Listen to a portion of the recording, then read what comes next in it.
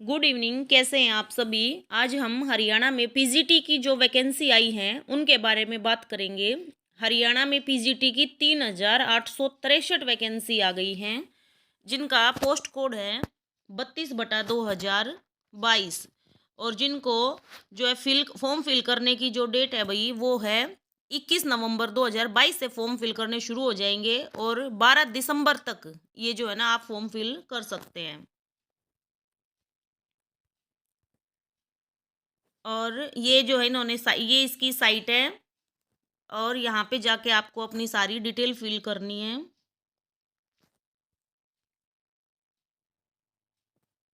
ये last date given है 12/12/2022।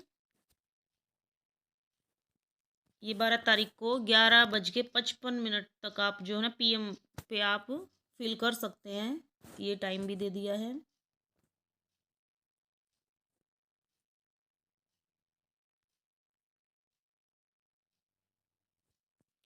ये नंबर ऑफ पोस्ट 3863। ये पोस्ट देख लेते हैं कि सब्जेक्ट में कितनी आई है।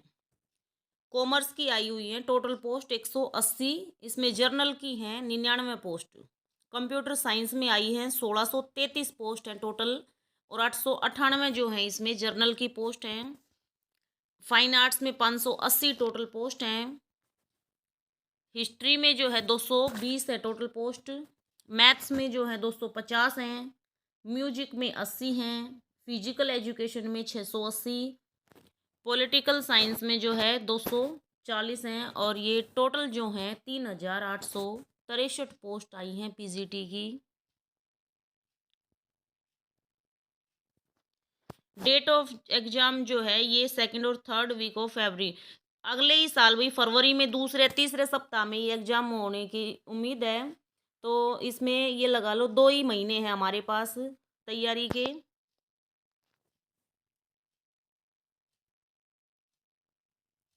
ये जो है क्वालिफिकेशंस हैं पीजीटी कॉमर्स की देख लेते हैं। MCom with accounting, cost accounting, financial accounting is a major subject of study with at least 50% marks। MCom होनी चाहिए 50% जो है ना उसमें मार्क्स होने चाहिए, और आपका जो मेजर सब्जेक्ट है वो इनमें से होना चाहिए। या तो आपके पास क्या हो, अकाउंट हो, या फिर कोस्ट अकाउंट हो, या फाइनेंशियल अकाउंट के नाम से आपका सब्जेक्ट होना चाहिए। बीएड होनी चाहिए आपके पास। Holders of degree of MCom in applied और business economics shall not be eligible. अगर आपने एमकॉम कर रखी है अप्लाइड इकोनॉमिक्स से या फिर बिजनेस इकोनॉमिक्स से तो आप इस फॉर्म को भरने के लिए एलिजिबल नहीं है। मैट्रिक विद हिंदी, संस्कृत और 10th 12th BA MA with Hindi as a one of the subject. या तो आपने 10वीं में या 12वीं में या बीए में या एमए में कभी भी हिंदी या संस्कृत में से क्या पढ़ रखी हो, कोई सी भी एक लैंग्वेज पढ़ी होनी चाहिए। थर्ड जो है एचटेट आपका क्वालिफाई होना चाहिए, और गुड एकेडमिक रिकॉर्ड होना चाहिए आपका।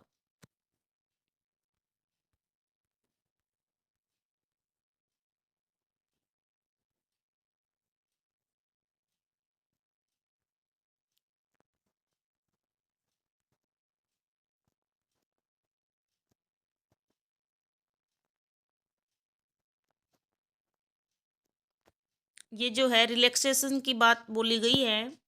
एससी कैटेगरी से अगर आप हैं और हरियाणा से ही बिलोंग करते हैं तो आपको 5 साल का मिलेगा इसमें रिलैक्सेशन एज में।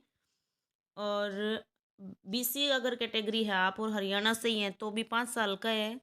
डिसेबल्ड पर्सन है तो उनको 10 साल का है।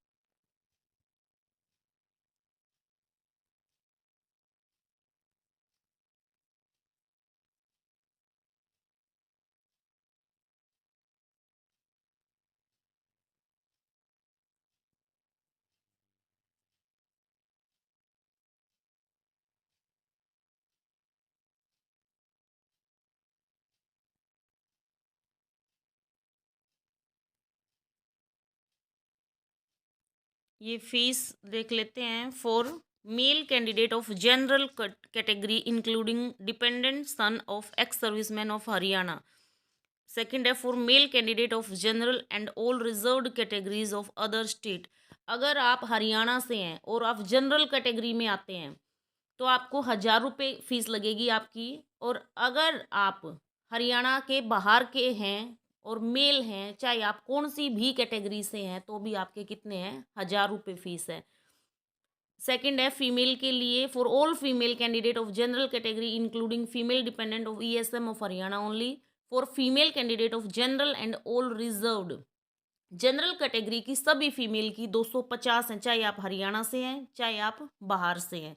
ऐसे ही मेल में भी, चाहे आप हरियाणा से चाहे बाहर से, अगर आप जनरल कैटेगरी से हैं तो आपकी 1,000 रुपये फीस है और फीमेल की 250 रुपये फीस है।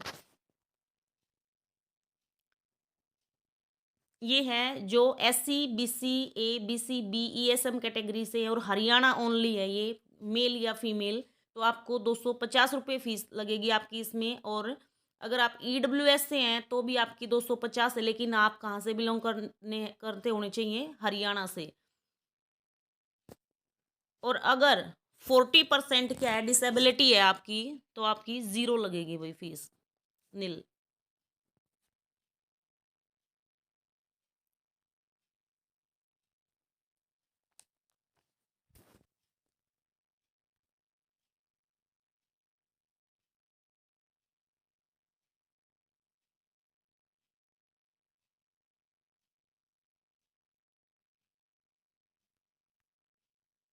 तो इसमें जो है ना ये सिलेबस के बारे में अभी इन्होंने कुछ नहीं दिया है। सिलेबस ये शायद बाद में डालेंगे, उसके लिए हम अलग से एक वीडियो बनाएंगे। और डिस्क्रिप्शन में मैंने इसका लिंक शेयर कर दिया है, आप वहाँ से PDF डाउनलोड कर सकते हैं और इसके बारे में डिटेल्ड जानकारी ले सकते हैं। आज के लिए इतना ही, थैंक यू।